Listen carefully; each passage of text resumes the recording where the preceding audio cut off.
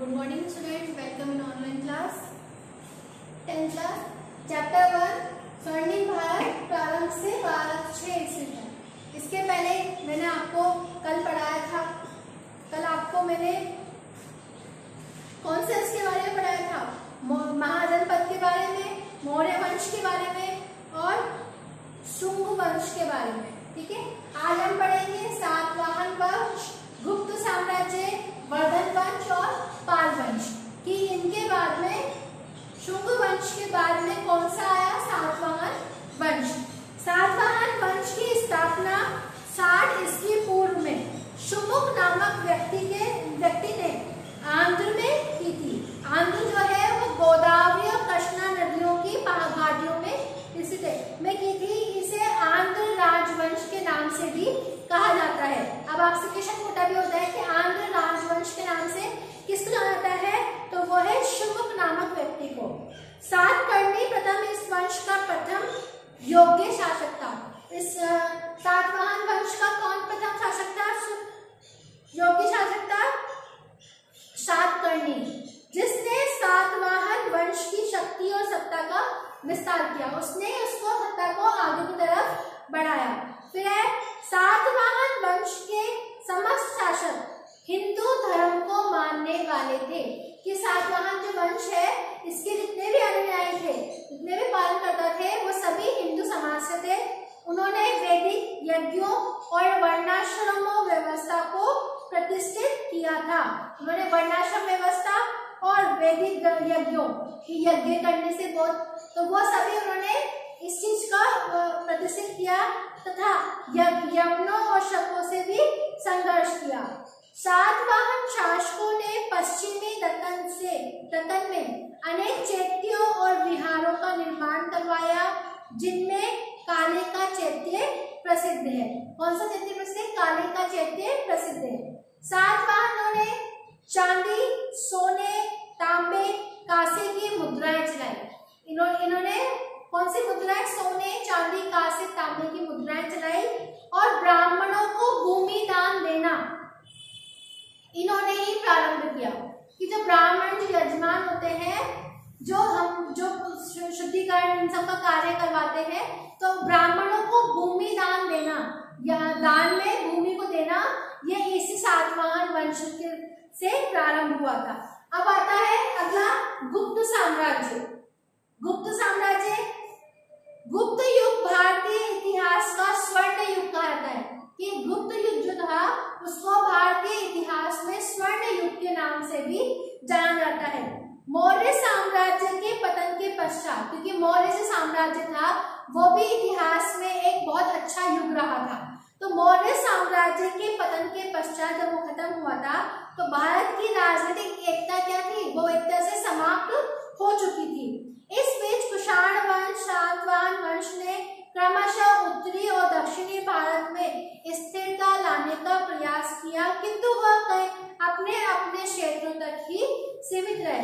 कि सातवाहन वंश ने और कुषाण वंश ने, इन दोनों वंशों ने यहाँ पर दक्षिणी भारत में और उत्तरी भारत में दोनों में स्थिरता लाने का प्रयास किया था, किंतु वह अपने अपने क्षेत्र तक ही सीमित रह पाए थे।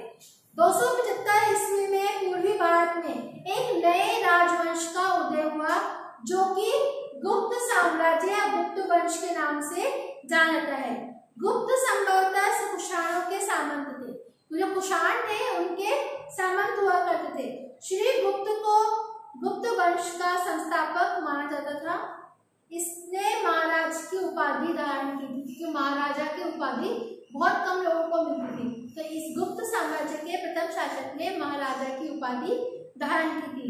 गुप्त वंश का प्रथम शक्ति संपन्न सम्राट चंद्रगुप्त प्रथम था। कौन थे सबसे पहले सम्राट? कौन थे? चंद्रगुप्त प्रथम, जिसने महाधिराज की उपाधि धारण की थी। चंद्रगुप्त प्रथम ने 1319 ईस्वी में एक संवत चलाया था, जिसे गुप्त संवत के नाम से भी जाना जाता है।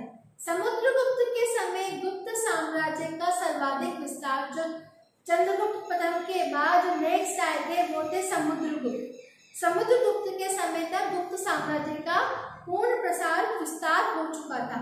इसके विजयों का उल्लेख उसके दरबारी कवि हरिसेन की इलाहाबाद प्रशस्ति में भी मिलता है। जो उस समय के दरबारी कवि थे हरिसेन, उनके द्वारा लिखे गए इलाहाबाद प्रशस्ति में भी उनका उल्लेख, उनका विवरण देखने को मिलता है। इलाहाबाद प्रशस्ति के अनुसार समुद्रगुप्त कभी भी युद्ध नहीं हारा था, कि उस इलाहाबाद प्रशस्ति में इस चीज का उल्लेख मिला है कि समुद्रगुप्त ने कभी भी कोई सा भी युद्ध को नहीं हारा। समुद्रगुप्त का आदर्श दिग्विजय और एकीकरण था। समुद्रगुप्त का एक ही आदर्श के अनुसार कार्य था कि एकीकरण, सभी को एकता में बांधना और दिग्विजय, विजय प्राप्त करना। वो साम्राज्यवाद में विश्वास रखता था। समुद्रगुप्त ने अश्वमेध यज्ञ किया था। उसके सिक्कों पे अश्वमेध पराक्रम लिखा मिलता है। समुद्रगुप्त संगीत में बहुत दक्ष था। वो विष्णु का भक्त था, परंतु अन्य धर्मों का भी समान रूप से आदर करता था। चंद्रगुप्त द्वितीय, समुद्रगुप्त के बाद नेक्स्ट आया चंद्रगुप्त द्वितीय। चंद्रगुप्त द्वितीय समुद्रगुप्त का पुत्र था, जिसने शक विजय के पश्चात विक्रमादित्य की उपाधि को धारण किया था। चंद्रगुप्त द्वितीय के पश्चात उसका पुत्र कुमारगुप्त, पहले कौन आए थे? चंद्रगुप्त प्रथम। उसके बाद कौन आए? समुद्रगुप्त। समुद्रगुप्त के बाद चंद्रगुप्त द्वितीय। चंद्रगुप्त के पुत्र आए कुमारगुप्त, जो शासक बने और जिसने नालंदा विश्वविद्यालय की स्थापना की। स्कंदगुप्त ने मौर्य द्वारा निर्मित सुदर्शन झील का निर्माण करवाया था। गुप्त सम्राटों ने अश्वमेध यज्ञ किए और बौद्ध धर्म का संरक्षण प्रदान किया। चंद्रगुप्त द्वितीय के शासन काल में ही चीनी यात्री फायान भारत में आए थे।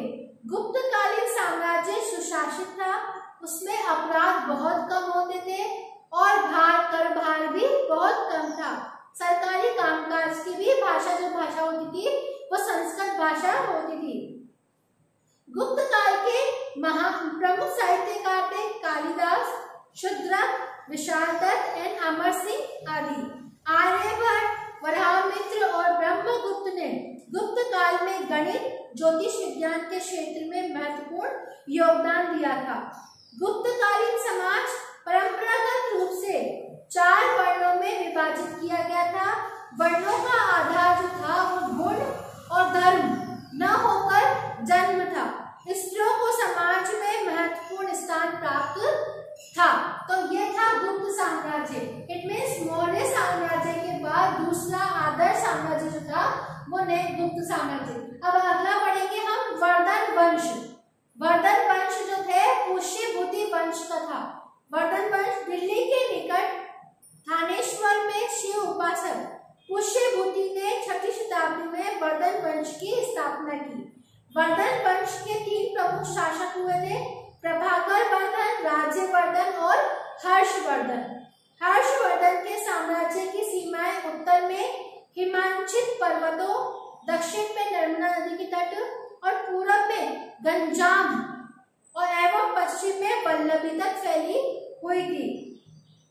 कन्नौज इस विशाल साम्राज्य की राजधानी थी।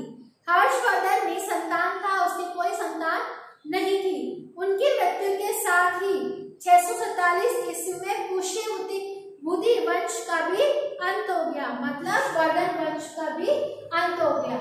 अब आता है पाल वंश। गुप्त साम्राज्य के बाद वर्धन वंश आया और वर्धन वंश के बाद आता है पाल वंश।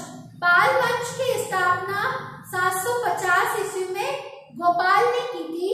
बंगाल में व्याप्त अव्यवस्था को दूर करने के लिए प्रजा ने गोपाल को अपना राजा चुना। प्रजा के द्वारा चुना गया राजा था।